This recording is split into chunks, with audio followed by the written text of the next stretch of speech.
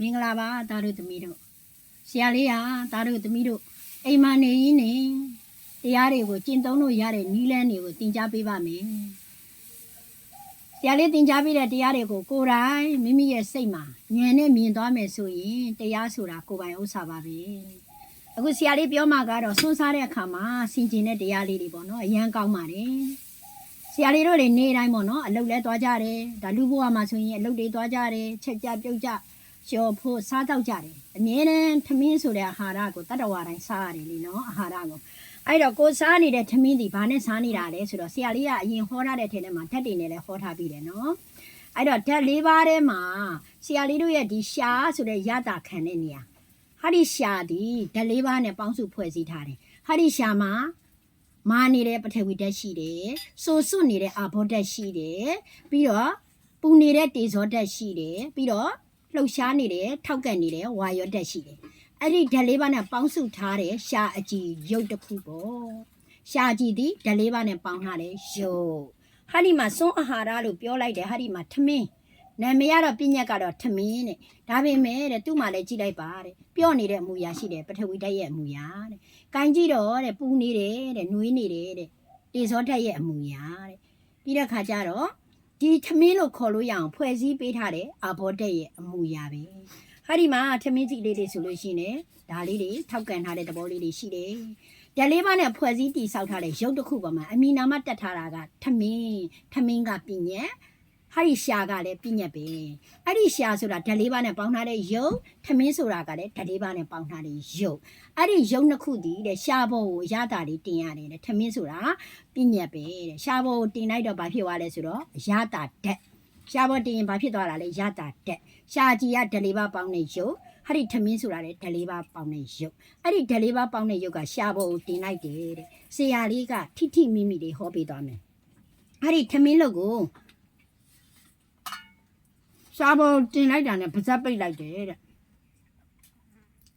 ပါဇက်ပိတ်လိုက်တဲ့အခါမှာအဲ့ဒီထမင်းလုပ်ကိုတဲ့ဘာလာလဲဆိုတော့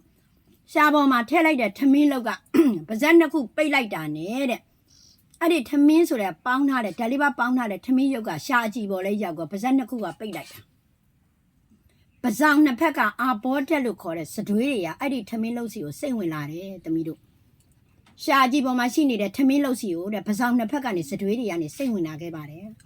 ်ရှာရဲ့အောက်ဖက်ကတရေအကြည့်ရတယ်တဲ့အဲ့ဒီထမင်းလုပ်ကိုစိတ်ဝင်လာတယ်တဲ့စိတ်ဝင်လာပြီးတော့တဲ့ဟာဒီပါးနှစ်ဘက်ကထွက်လာတဲ့စတွေးရဲ့ရှာရဲ့အောက်ဖက်ကထွက်လာတဲ့တရေအကြည့်ရဲ့ကဟာဒီထမင်းလုပ်စီကိုရောက်လာတဲ့အချိန်မှာတဲ့စိုးစွတ်နေတဲ့ဓာတ်သဘာဝတွေနဲ့တဲ့သွားလေးကနေပါဇက်ကနေဟာလိုက်တဲ့အချိန်မှာတဲ့သွားရဲ့အောက်ကိုရှာလေးကထိုးပေးတယ်တဲ့ရှာလေးရဲ့အမူအရာကဝါရော့တဲ့ရဲ့အမူအရာလှုပ်ရှားပေးနေတယ်လေအဲ့ဒီသွားနှစ်ဖက်ကပထဝီဓာတ်အမူအရာမာချင်းနဲ့တဲ့အပေါ်သွားနဲ့အောက်သွားမာနေတဲ့ပထဝီဓာတ်ချင်းကြိတ်ချိတ်ပေးနေတာရှာလေးကနေထိုးကြိတ်ပေးနေတာဘာလို့လဲဆိုတော့ထမင်းလုပ်ကိုအဲ့ဒီထမင်းလုပ်မှာကျတော့ဇတွေးတွေနဲ့တရေကြီးတွေနဲ့ရောထွေးပြီးတော့ညက်နေအောင်ဝါနေတာတဲ့ကိုစားနေရတဲ့မိမိပြုလုပ်နေတဲ့သင်္ခါရတရားတွေကဘာမှတင်တာတာမရှိဘူးဆိုတာကိုဆရာလေးကပြောချင်လို့နော်အဲ့တော့ဒီထမင်းလုံးမှာဇတွေးတွေနဲ့တရေကြီးတွေနဲ့လုံထွေးပြီးတော့အပေါ်သွားနဲ့အောက်သွားနဲ့ကြိတ်ချီတယ်ရှာလေးကနေပြီးတော့လှုပ်ရှားပြီးတော့ထိုးပေးတယ်အဲ့ဒီအချိန်မှာထမင်းလုံးကငကိုအမူအရာလေးပျောက်သွားပြီတဲ့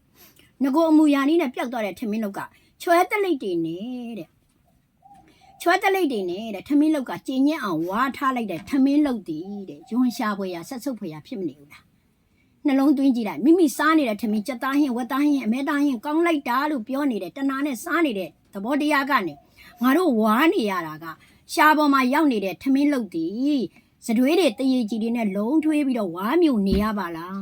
းတစ်ချက်ပြီးတစ်ချက်ဝါနေတာစတွေးတွေကထုတ်ပေးတယ်တရေကြီးတွေကထုတ်ပေးတယ်ထမင်းလုတ်စီကိုရောက်တယ်အပေါ်သွားနဲ့အောက်သွားနဲ့ကြိတ်ချေပေးတယ်ရှာလေးကထိုးပေးတယ်ဝိုင်းနေတဲ့စတွေးတွေနဲ့တရေကြီးတွေနဲ့လုံထွေးနေတဲ့ထမင်းလုတ်ကလေးတီတဲ့ဆရာလေးတို့မျိုးချလိုက်ရတယ်စတွေးတွေနဲ့လုံထွေးပြီးတော့မျိုးချလိုက်တဲ့အခါမှာတဲ့ထမင်းလုတ်ကလေးကအစာအိမ်ထဲကိုချွဲတလိတ်တွေနဲ့တကွရောက်သွားတယ်တဲ့ဘာနှစ်တာတာရှိတယ်ဒါကိုစင်ကျင်စားတယ်အာဘောဓာတ်ကိုစင်ကျင်တယ်လို့ခေါ်တယ်မိမိရဲ့ပါဇက်ထဲမှာမိမိရဲ့စတွေးနဲ့မိမိကောင်းနေကြတာဟာလားကိုယ်တရေနဲ့ကိုကောင်းနေတယ်တကယ်တော့လေသားတို့သမီးတို့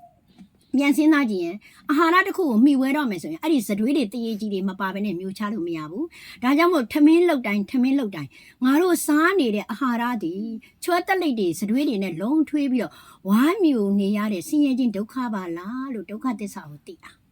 ပြီးတဲ့အခါကျတော့မိမိကိုလုံးထွေးပြီးဝါမျိုးနေရတဲ့ထမင်းလောက်ကစတွေးတွေတရေကြီးတွေနေတဲ့လုံးထွေးနေရတဲ့မိမိရဲ့ဝိဒုက္ခကိုမြင်လိုက်ရင်ဟောဒီအာဟာရပေါ်မှာတက်မှတ်နေတဲ့တဏှာတွေပျောက်လာပြီ။အော်ကြည့်ပါဦးငါစားနေရတဲ့ထမင်းတွေဟင်းတွေဆိုတာစတွေးတွေတရေကြီးတွေနဲ့လုံးထွေးပြီးတော့မျိုးချနေရပါလား။ရှားပေါ်မှာထမင်းလုတ်ကလေးတင်လိုက်တာနဲ့တပြိုင်နက်ပါဇက်လေးပိတ်ကြည့်။တမီးတို့လှုပ်ကြည့်။ပစောင်နှစ်ဘက်ကစတွေးတွေကထမင်းလုတ်စီကိုစိမ့်ထွက်လာတယ်။ရှားအောက်ကတရေကြီးကထမင်းလုတ်စီကိုလှိမ့်ထွက်လာတယ်။ပြီးတော့ထမင်းလုတ်ထဲမှာတရေကြီးရဲ့စတွေးရဲ့လုံးသွားတဲ့ဥစ္စာကိုရှားလေးဆိုတဲ့ဓာတ်လေးပါပေါင်းထားတဲ့ရုပ်ကဝါရွက်တက်လေးကသွားနှစ်ဖက်ကိုထိုးကြိတ်ပေးတယ်။သွားနှစ်ဖက်ကကြိတ်ချပေးတယ်။အဲ့ဒီဝါပြီးတော့လုံးထွေးနေတဲ့တရေကြီးတွေစတွေးတွေနဲ့လုံးထွေးပြီးတော့ဝါနေရတဲ့ထမင်းလုတ်ကိုဟာဒီလက်ပေါ်ကိုပြန်ပြီးတော့ထွေးပြီးတော့တင်ကြည့်ဘလို့ဖြစ်သွားလဲပြန်မျိုးချကျင်တာမျိုးချကျင်တယ်မကောင်းဘူးယွန်းရှားဖွေရဆက်ဆုပ်ဖွေရမြင်ကြည့်အဲ့တော့ဝါနေရင်နဲ့ငါတို့ကစတွေးတွေတရေကြီးတွေနဲ့မျိုးချနေရတဲ့ဝဆင်းရဲ့ဒုက္ခပါလားလို့မိမိရဲ့ဉာဏ်မှာမြင်လာရင်အာဟာရပေါ်မှာတက်မှတ်ခြင်းတဏှာတွေကင်းလာပါလိမ့်မယ်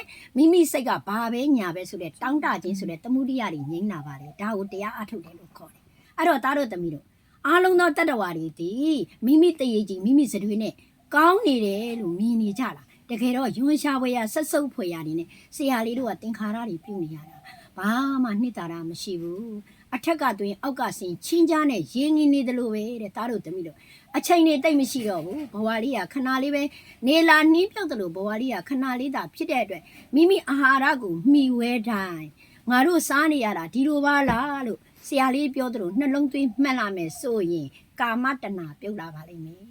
အဲ့ဒီကာမတဏတွေပြုတ်လာပြီဆိုရင်အာဟာရပေါ်မှာတက်မှတ်တဲ့သမှုတရားတွေငြိမ့်ပြီဆိုရင်သမီးတို့ရေအရိယာဆိုတာကိုယ်တိုင်ဖြစ်လာပါလိမ့်မယ်အာဟာရကိုဒီလိုမှီဝဲနေရတဲ့ဝိဆင်းရဲ့ဒုက္ခကိုမိမိမသိလို့အာဟာရတွေပေါ်မှာတက်မဲ့နေကြတယ်အာဟာရတွေပေါ်မှာတောင်းတနေကြတယ်ဘာလေးမှညာလေးမှဒါလေးမှငါကြိုက်တာဟိုဟာလေးမှငါကြိုက်တာကဲဟုတ်ပါပြီမိမိကြိုက်နေတတ်ပါတယ်ဆိုတဲ့စက်သားလေးမိမိကြိုက်နေတတ်ပါတယ်ဝတ်သားလေးရှားပေါ်တင်စတွေးတွေတရေကြီးတွေနဲ့မျိုးချနေရတယ်ဝိဆင်းရဲ့ဒုက္ခအဲ့ဒီတော့ပြည့်ညက်ပေါ်မှာအာဟာရပေါ်မှာပြည့်ညက်တင်ပြီးသမှုတရားတွေဖြစ်နေကြတာတကယ်ပြန်ကြည့်တော့မိမိဝါနေရတာဘာတွေနဲ့လဲစတွေးတွေတရေကြီးတွေနဲ့မျိုးချနေရတာအမြဲတမ်းဟာဒီစတွေးတွေကိုအမြဲတမ်းထွေးထုတ်နေတာမဟုတ်ဘူးစတွေးတွေမျိုးချနေရတာအဲ့ဒီစတွေးနဲ့ပဲအသက်ရှင်နေကြတယ်ဟာဒီစတွေးတွေနဲ့ပဲပျက်စီးသွားကြတာအဲ့တော့အာဘောတက်နဲ့ဖွဲ့စည်းထားတဲ့ရုပ်တရားကြီးနှစ်သက်เสียဘာမှမရှိဘူးရေတစ်ခုကိုတောက်မယ်ဆိုရင်တော့စတွေးမပါဘဲနဲ့မျိုးချလို့မရဘူးဒါတို့သမီးတို့ရက်စားမယ်ဆိုရင်တော့စတွေးလေးနဲ့စွတ်ပြီးတော့မှရက်စားကိုစားရတာဒါကြောင့်မို့မိမိစတွေးတွေနဲ့တရေကြီးတွေနဲ့လုံးထွေးပြီးတော့မျိုးချနေရတဲ့မိဝဲနေရတဲ့ဝိဆင်းရဲ့ဟာဒုက္ခကြီးပါပဲဒုက္ခသစ္စာပါပဲဒါအုံးမဲ့မိမိကမြင်လာရင်အာဟာရပေါ်မှာတက်မဲ့တဲ့တဏှာအာဟာရပေါ်မှာတောင်းတတဲ့တဏှာဆိုတဲ့သမှုတရားတောင်းတခြင်းတဏှာအာဟာရပေါ်မှာတက်မဲ့ခြင်းတဏှာတွေပြုတ်ရင်သမှုတွေရောနိဗ္ဗာန်နဲ့ဒါတို့သမီးတို့နော်ဒါလေးကိုဒါတို့သမီးတို့စားနေတဲ့အခိုက်တိုင်းမှာရေတောက်တိုင်းမှာထမင်းစားတိုင်းမုတ်စားတိုင်းမှာဒီဟာလေးတွေနှလုံးသွင်းမှန်နေမယ်ဆိုရင်ကာမရာဂပရိကထာဝရချုပ်ဆုံးပါတယ်လို့ဆရာလေးဒီလက်တွေ့ကြတော့နီးနဲ့တရားတွေကိုပေးပါတယ်ဒါတို့သမီးတို့နှလုံးသွင်းမှန်ပြီးတော့အာဟာရပေါ်မှာတက်မဲ့ခြင်းတောင်းတခြင်းတဏှာတွေချုပ်ငြိမ်းရာဖြစ်တဲ့နိဗ္ဗာန်နဲ့နေနိုင်ပါစေတရားဆိုတာကိုယ်တိုင်ရမှကိုယ်ပိုင်တရားဖြစ်တယ်ဒါတို့သမီးတို့အခုဆရာလေးဟောတဲ့တရားကိုတကယ်ဟုတ်လားမဟုတ်ဘူးလားဆိုတာကိုယ်တိုင်နှလုံးသွင်းကြည့်ပါစားတဲ့အခါမှာရှားပေါ်တင်မယ်ပါဇက်လေးပိတ်လိုက်တာနဲ့မဝါးနဲ့အောင်ပစောင်နှစ်ဖက်ကစတွေးလေးတွေထွက်လာတယ်ရှားအောက်ကတရေကြီးလေးတွေထွက်လာတယ်ပြီးအဲ့ထမင်းလုတ်စီကိုစိတ်ဝင်သွားတဲ့အချိန်မှာရှားလေးကသွားနှစ်ဖက်ကိုထိုးပေးတယ်သွားရီးကကြိတ်တယ်လုံးထွေးနဲ့နောက်ဆုံးတော့ပါလေထမင်းဆိုတာချွဲတက်လေးတွေနဲ့အလုံးထွေးလေးနဲ့မျိုးချနေရတဲ့ဘဝပါဘဒူးမှမချမ်းသာပါဘူးဒါလေးတွေကိုသိလာမယ်ဆိုရင်ချစ်ချင်းမုန်းကြီးနေကင်းလာပါမယ်မိမိခန္ဓာဒီနှစ်သက်เสียမရှိတဲ့အတွက်တပားသူရဲ့ခန္ဓာကိုလည်းမနှစ်သက်တော့ပါဘူးမိမိရဲ့ခန္ဓာကိုလည်းမချစ်တော့တဲ့အတွက်တပားသူရဲ့ခန္ဓာတွေကိုလည်းမချစ်တော့ပါဘူးချစ်ချင်းကင်းလာပါလိမ့်မယ်ချစ်ချင်းကင်းရင်မုန်းချင်းကင်းတယ်ချစ်ချင်းမုန်းချင်းကင်းနေတဲ့အာယုံကတော့နိဗ္ဗာန်သာဖြစ်တယ်ဒါတို့သမီးတို့လက်တွေ့ကြကျင့်သုံးကြပါလို့ဆရာလေးဒီ